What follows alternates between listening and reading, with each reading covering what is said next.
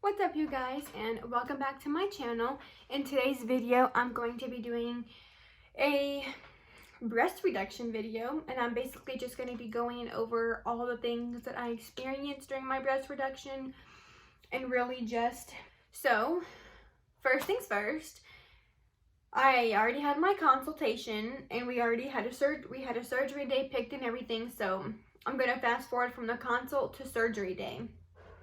So, I had actually never had surgery before prior to this, and so I actually didn't know if I got nauseous when it came to surgery.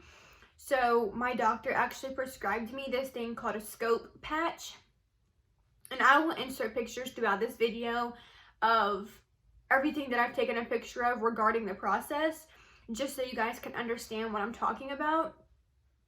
But I got a scope patch that I had to put on the night before my procedure, and it just goes like right here on your neck, and it basically just prevents you from being nauseous. I put that on, and then my appointment was for Tuesday at 12 in the afternoon. I don't know if that's AM or PM. And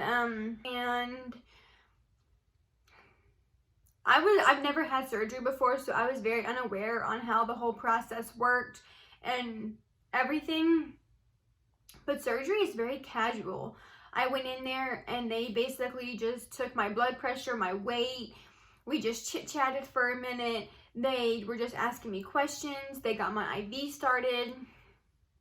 All this stuff. I took off my clothes from my waist up,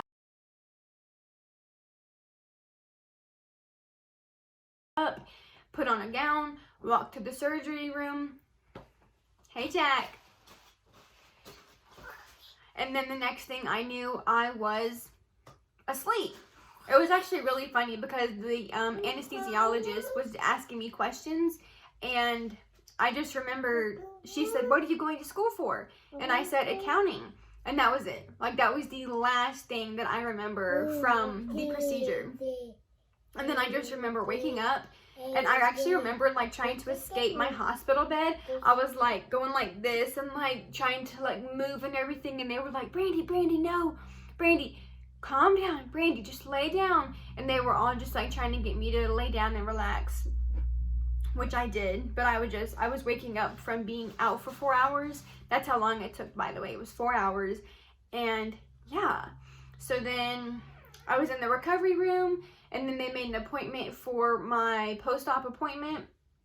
And then I went home because it was outpatient.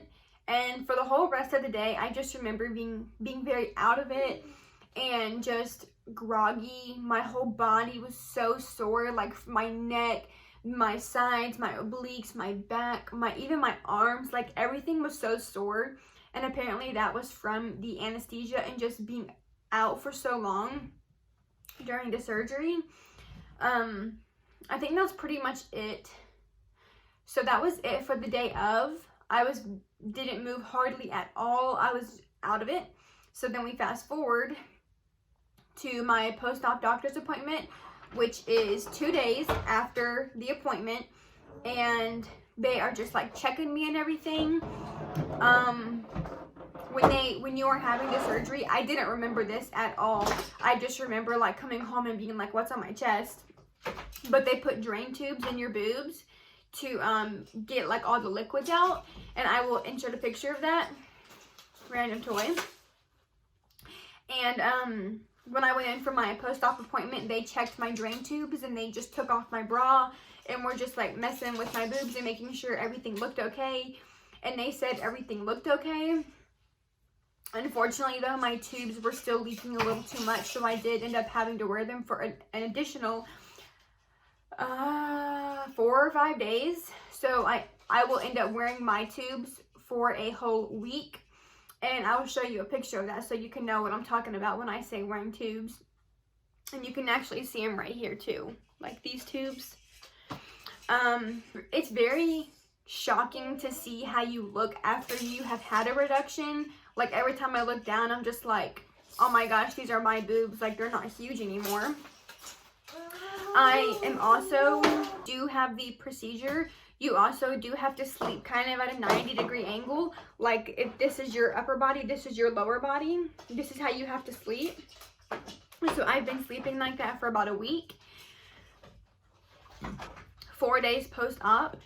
And my mobility is still very limited. I certainly cannot just like jump back into my old routine and start doing housework and chores and cleaning and like doing a bunch of stuff.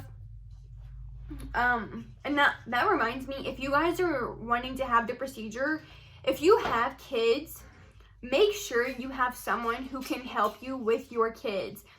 I am usually here by myself at night when my son goes to bed, and I have literally had to ask someone to come to my house just to put him in a crib because I cannot lift him up. He's 18 months old and he's like 32 pounds, and there's just no way that I can lift him up, and I shouldn't be. Like, the doctor said you shouldn't lift more than 5 pounds, and so I have had to ask someone to do that.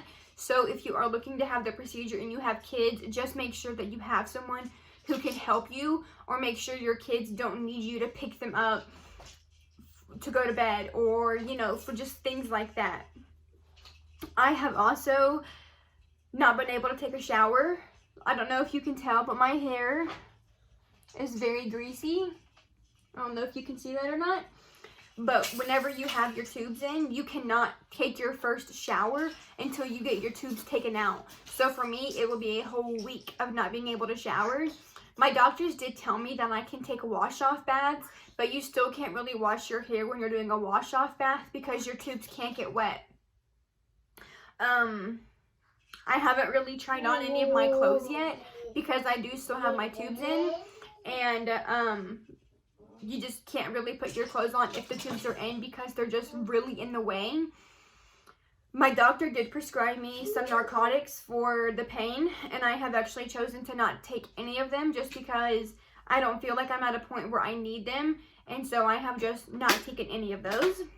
So the pain level isn't really all that bad either. It's just really like a constant dull pain in your chest, and like if you slightly just like push on your boobs just to like see how they're doing, that does hurt a little bit because like they are very sore. But like the pain level overall is not bad. It's just if you are lifting things that you shouldn't be lifting and doing things you shouldn't be doing, then the pain is obviously a lot more and you're just going to slow down your progress. My doctors encouraged me to walk like every 2 to 3 hours. Just get up and walk and get your blood flowing to prevent blood clots. So that is something that I have been doing. I have been very active. I have been walking around a lot.